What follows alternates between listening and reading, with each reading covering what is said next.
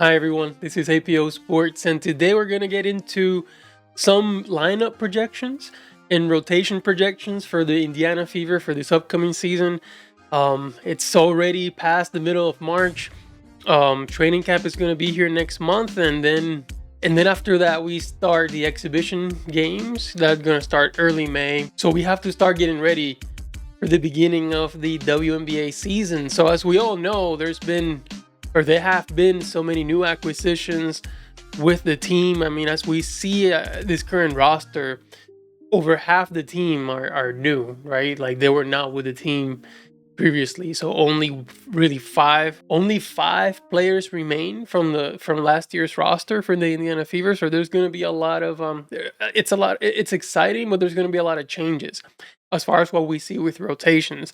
Now, one thing that I can say right off the bat is that Stephanie White is a master at identifying the right rotations and combining the right personnel together. I mean, she continuously says that throughout her interviews, and anytime she gets a chance to talk about the team, she brings up how she tries to find the best combinations and the best rotations to set people up for success. So that's what we're going to try to do here in this video, is just kind of taking a look at what these players, kind of what their minutes and everything looked like last season, and then what we can project for them to be looking out for this upcoming season today. So let's get started with that.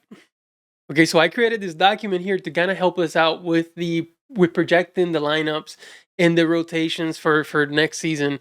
As you can see, I broke it down by minutes per game, position name, the team that they played for last year, the record of that team, and then the offensive rating and defensive rating, and then ultimately the net rating for that particular player.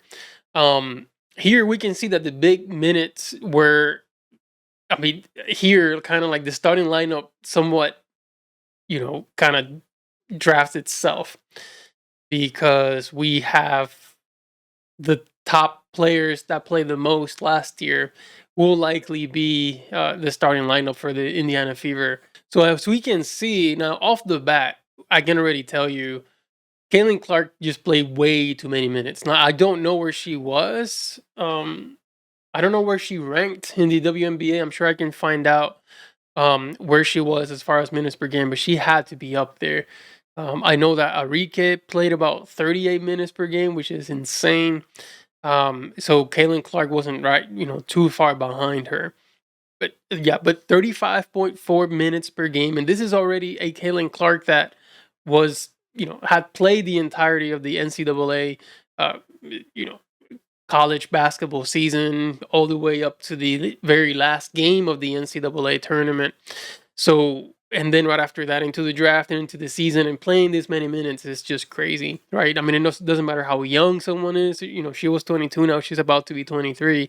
I just think 35.4 minutes per game is too much, right? If you want fresh legs, because this could have affected a lot of her shots. It could have affected decision making, turnovers, all these different things when you play this much every single day or every single game. So that's just too much. Kelsey Mitchell, I think that's too many minutes as well. About 32 minutes per game. DeWanna Bonner, I mean, I think she was 37 or 38 years old last year. And for her to be averaging about just as much as Kelsey Mitchell, about 32 minutes per game, that was a lot that she was playing in Connecticut. But the problem in Connecticut with the Sun, what I saw from that team, and especially up until Marina Mabry, so I'd be curious to see how many minutes she played once Marina Mabry came to the team. But she was pretty much the only offensive weapon as far as scoring weapon in that team. Now, of course, you have Alyssa Thomas, but she is more of a distributor. And for whatever reason, I don't know why, WNBA players are not disciplined enough around Alyssa Thomas. They always bite and treat her like she's the scoring threat, as much as a scoring threat as DeWanna Bonner, which she's not. But then when she's guarded that way, she's able to tear you apart because she's an excellent distributor and she's smart. She's got one of the highest basketball IQs in the WNBA, is Aaliyah Thomas. So she takes advantage of people overplaying her or treating her like some sort of superstar, in which she is. but I mean, like, as far as a scoring threat, which she's not. But anyways, just all that to say that DeWanna Bonner was pretty much the only offensive weapon for the Sun up until Marina Mabrey got there. Now, once Mabrey got there, now they had two pretty good offensive weapons, so maybe DeWanna Bonner didn't have to play that many minutes. But this team, as you see this team, and this is the crazy thing about this team, there's offense all over the damn place. Like there's just an overwhelming amount of offense in this team, which is crazy in all facets of the game, in scoring, in distributing, um, however you want to run it. This team has offense for days, right? So they're going to be okay offensively, and they should be okay defensively as well. Again, this to me, this looks like as more perfect roster as you can build. The job that the Fever have done this year to put this kind of lineup or this kind of roster together is really crazy to me. The only thing that I'm kind of, sad about, because I'm a Lexi Hole fan, is that I was hoping and expecting that Lexi Hole would be getting a little bit more playing time and hopefully be part of the starting lineup. But looking at this roster right now, there's just no way. I just don't see a way that Lexi Hole will be in the starting lineup unless someone goes out for injury, which you never hope that you hope that never happens. But that's the only way that I can see her in there, because otherwise, I think the starting lineup is pretty set, but the rotations after that is what's going to be interesting, right? Because regardless, Lexi Hole, and when we see here for Lexi Hole, and we'll get into the rest of the players as well, which I think Aaliyah Boston didn't play enough, right? So when we look at Boston, we'll get into Boston. She didn't play enough. Like, even though it was about 31 minutes per game, she should have played more. Like, if it's up to me, I play her 40 minutes a game just because of the impact that I believe that she has. And I'll throw this in there now, but I do believe that Aaliyah Boston, and listen, I have to say this because I have to do a little bit of a disclaimer before I say anything that people are going to kill me for. But I watch women's basketball because of Caitlin Clark. Like, I am a fan of the WNBA, or I follow the WNBA, cover the WNBA, or follow the Indiana Fever, all because of Caitlin Clark. Actually, I still do this because of Caitlin Clark. If Caitlin Clark decides she no longer wants to play basketball, I'm probably also going to decide that I no longer want to cover this. So I just want to mention that before I say this next thing, and that is that I do believe that Caitlin Clark is the best player in the Indiana Fever team, but I also think that Aaliyah Boston is the most valuable player for the Indiana Fever team. Um, she is, to me, she's everything. Like, the winning thing, in order for this team to win, the positive contributions, and you could see it. Like, every single game that I watched it didn't matter if she had a good game or a bad game. She always has a positive impact on the team as far as winning. Like, she always is. I mean, look at the net rating, right? You can see the net rating here. Even Caitlin Clark was -6, which I also have to talk about that, so I'll get back to that as well. But, and to the Lexi Ho, I know I'm all over the place. So these, to me, so my favorite three players are Aaliyah Boston, Caitlin Clark, and Lexi Ho, and I think there's no secret about that. And I have to talk about the three of them.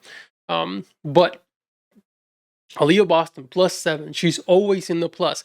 And again, for a team that went 2020, and even Caitlin Clark was -6, although I don't believe that you have to watch the games to understand why she's a -6.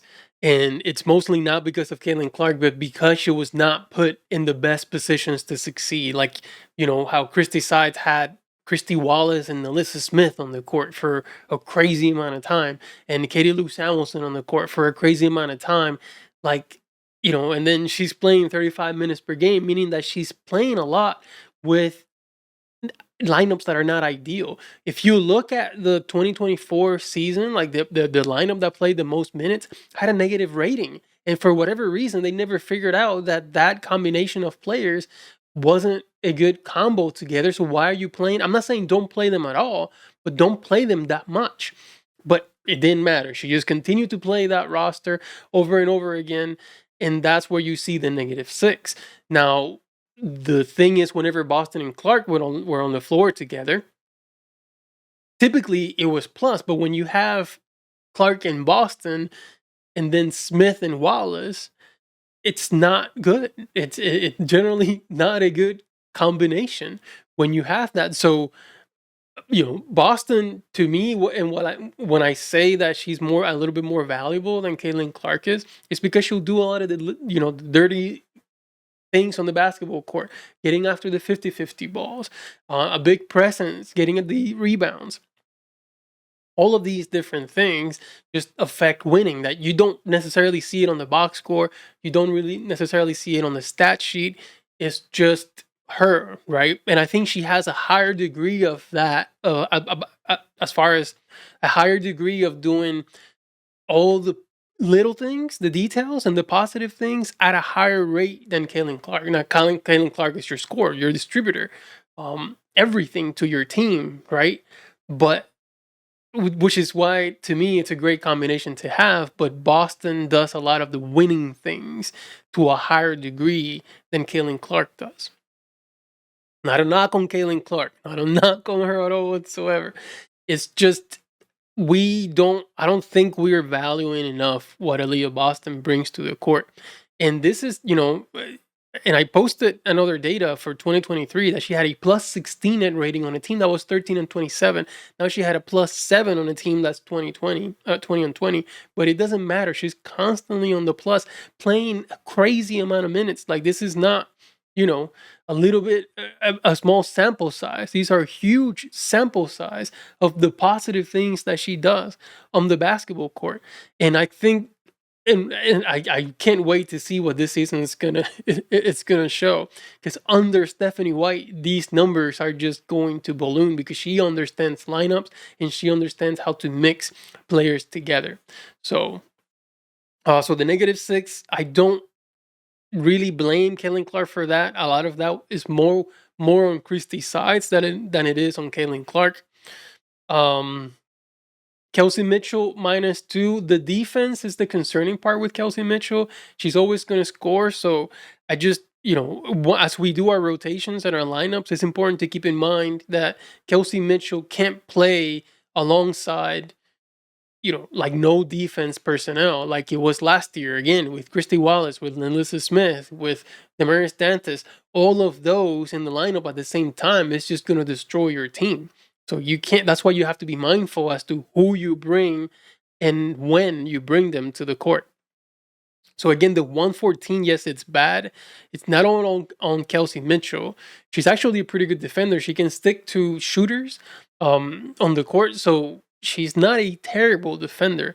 But when combined with other bad defenders on the floor, is a recipe for disaster. And it seems like that's what was happening with that 114. Because if you see, even Caitlin Clark was in 109, so it wasn't that bad. Well, Lexi Hall 111 could be better on that, but typically Lexi Hall was actually the defensive anchor when she came into the game. The other thing that this table shows you is how amazing of a job the Indiana Fever front office did in putting this roster together. Look at the minute distribution and look at the position distribution. So you essentially have 2 point guards, so Caitlin Clark and Sydney Colson. So Sydney Colson last year played 8 minutes for the Vegas Aces. That's perfect, because say that Caitlin Clark's minutes go down to 32 instead of 35. So if it's 32 minutes per game, Sydney Colson can just come in for those minutes that Caitlin Clark's not in the game. And now you have a point guard in the game at all times. Now you can also have Kelsey Mitchell can run point a little bit, although I'm not as comfortable with that as her handling the ball too much, because she tends to have tunnel vision and not really kind of like see the floor very well. She's always looking to score, right? She's always looking to ISO to either get to the basket or step back for a jump shot. So I don't really like her handling the ball in that way, unless you're going to give it to her so that she can score. But as far as distributing, that's not her strongest suit. So I would actually like Sydney Colson to come in and take those responsibilities from Caitlin Clark, but continue to have Kelsey Mitchell on the floor. See the small forward, power forward. You have a lot of players that can play both. Like you have Dantas, Boston can be powerful, and Bonner and who else? And Brianna Turner, and even Natasha Howard. So you have a lot of options at power forward. You don't have a lot of options at center. At center, you only have Boston, Damaris Dantas, and Brianna Turner. That's pretty much it. Those are the three that you have as far as at the center position. But if you go small, then you can, you could have Howard at the 5, or you could have, I don't know, who else could be a Bonner at the 5. That'd be super small, but you can have Bonner, Cunningham, Hole, Mitchell, Clark. I don't know, for very small spurts if you want to go all out offense. Because can you imagine a lineup of Bonner, Cunningham, Hole, Mitchell, Clark? That how do you stop that team, right? But at the same time, you may not be getting a lot of rebounds. You may not be stopping a lot of teams on the opposite end. So you can do it in certain spurts. With that, but it's just a lot of really good balance as far as minutes, how many people are going to play the amount of minutes, and as far as positions. So this is a perfectly, and I think they may pick up 1 or 2 more players, right? There's still the draft that's about to happen next month, so they may pick up a guard, maybe. I mean, if they pick up a point guard, that would be good. Just so that you have another option at point guard instead of just Colson and Clark, because you need another ball handler, in my opinion, if you don't want to rely on Colson to eat up the non-Caitlin Clark minutes. So that would be good. I know there's talk about Lucy Olsen from Iowa. That would be okay. I'm a fan of Sydney Fulter. So don't tell anybody that if anything, I would like the Fever to draft a Fulter instead of Olsen. You can kill me, but I think what they need is a little bit more rebounding, a little bit another enforcer, right? Because right now you have Cunningham, Howard, and Lexi Holt are your enforcers as far as they're just gonna die on the court. But and Brianna Turner. There's a lot of good ones, but you can never have too many of those type of players. But anyways, this is what they have. I think it's, like I said, a perfect lineup. So let's play around a little bit with some with projecting some of the lineup. So here's the projection for the starting lineup, right? So let's see, point guard, shooting guard. So this is your starting lineup. I would say Clark plays 32, around 32 plus minutes per game. Kelsey Mitchell, I'll say 30 plus. Let's go to Boston. 30. I think these are the three players that need to play the most every single game. Now for Bonner and Howard, I would say maybe 20. I don't know, 8 and 26 maybe. So I think this is gonna be the starting lineup. There's just no way that you don't have this as your starting lineup. Yeah, there's no way you don't have this as your starting lineup. This is it. But then the rotations is what's gonna be interesting, right? So I think this is how the game would start. Clark, Mitchell, Bonner, Howard, Boston, and then the first rotation, and Leo Boston. So that's your first substitution.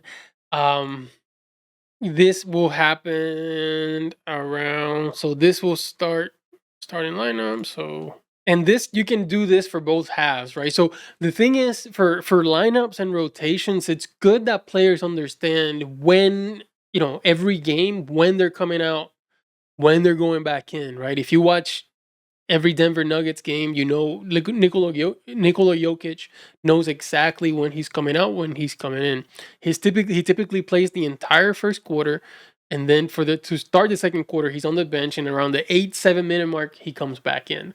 The Lakers do the same with Luka Doncic, and then as far as Luka plays the whole entire first quarter, and then comes back in the second quarter about 8-7 minute mark, and then LeBron is kind of gets a rest about the 5 minute mark in the first quarter, and then right before Luka goes out, he comes back in.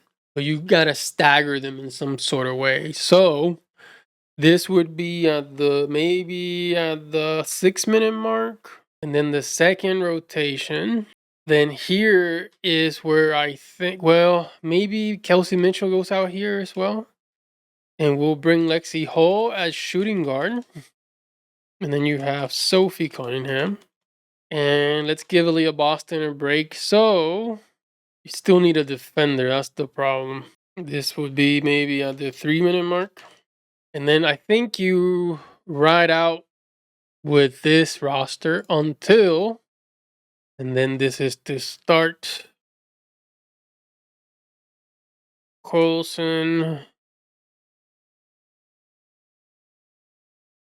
We close out the half and potentially not the game, just the half. I think, um, if this is the fourth quarter, so 6 rotation.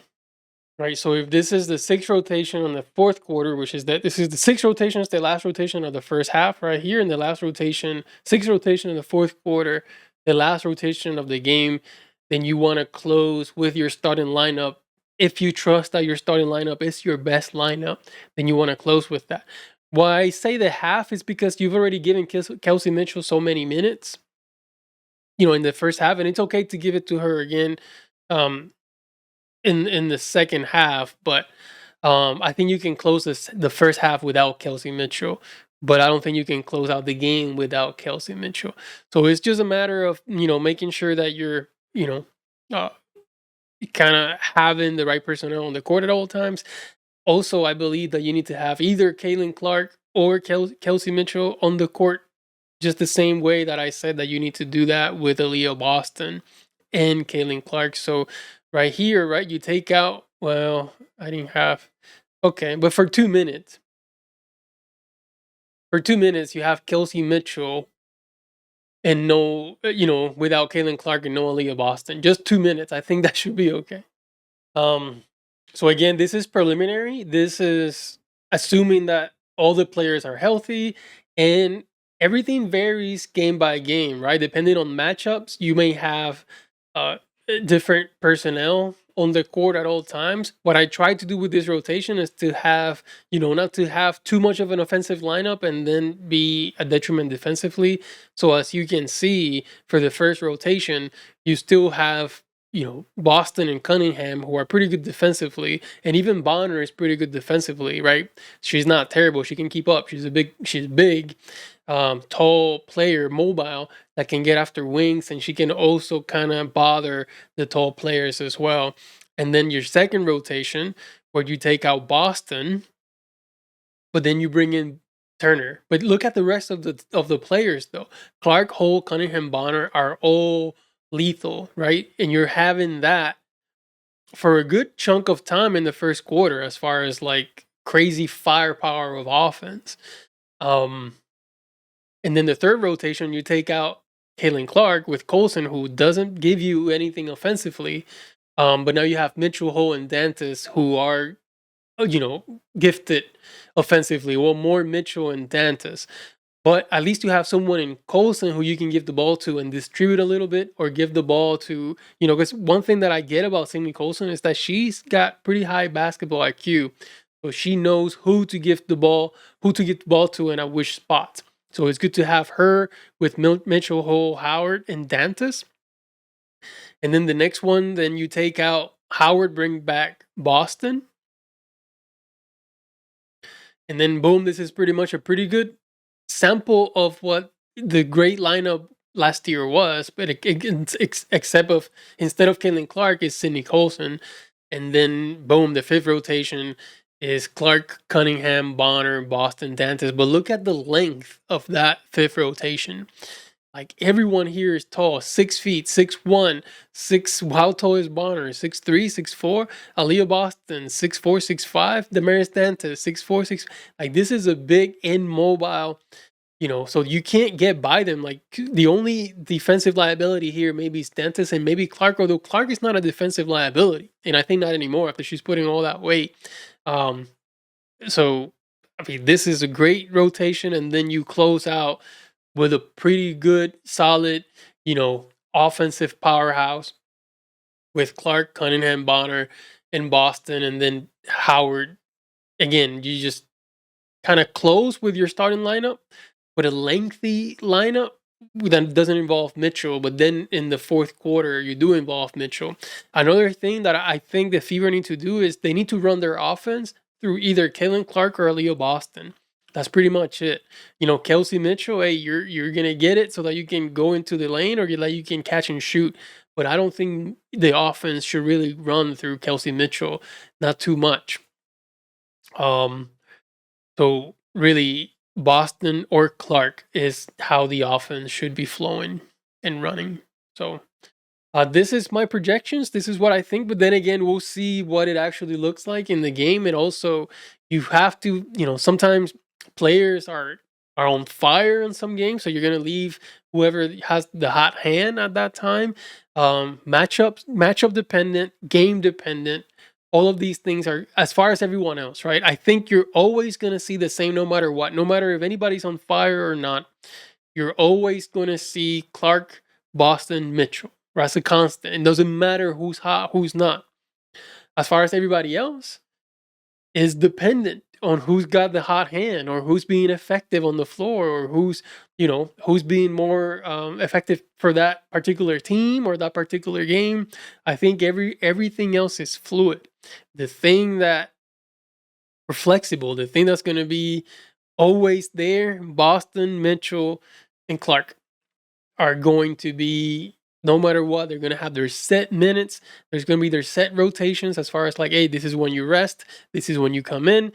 Everybody else, we'll see what the team needs and we'll see who's hot. And that's who we're going to have in the game. So, but yeah, I kind of wanted to do this exercise because it's an interesting exercise to do, especially with the new team coming out here. I can't wait, for the season to start. But you can see how difficult it's going to be for. It's a good problem to have, but it's going to be difficult for Stephanie White to kind of find the right balance with the rotations and how you and how you deploy them. Another thing you don't want to do is you don't want to be Christy Sides in that you're playing, constantly playing to the team that you're playing against. No, you want the team to kind of game plan against you. You want to have your constant flow. You want to have your constant game plan, making small adjustments here and there, but you don't want to change constantly without really having a plan. Just seeing how the game develops. No, you need a game plan every single time. This is how we're going to do it. This is how we're going to deploy it. Constant communication. The players should know exactly when they're coming in, when they're not, which games they're going to play, which games they're not going to play. The players should know that ahead of time. There was none of that last time. There was none of that last season. This season is important that you communicate, that you say, hey, this is the game plan. This is what we want to deploy. This is what we expect. But, we'll see how the game goes. But this is the plan. And go from there. But let me know what you think. Let me know what you think about the rotations, about the lineups, about this roster. I think it's an incredible roster, but what do you think? Another thing that I need to say before I leave is Aaliyah Boston. Like I said before, for valuable, she may be first WNBA, first team All WNBA. I believe that much in her. I think she's going to be amazing this year. Actually, I just think everyone in this team, we may have 5 or 6 All-Stars in this team because they're going to be that good. So, but anyways, let me know what you think in the comments. Let me know what you thought about the rotations and the plans. And yeah, we're going to start. It's going to pick up. The Fever videos, yeah, they're going to start picking up. We're going to get after it. I'm going to be super active while the season is going on. So if you're interested in more coverage like this, just don't forget to like the video and to subscribe. So thank you so much for watching, and I'll see you next time.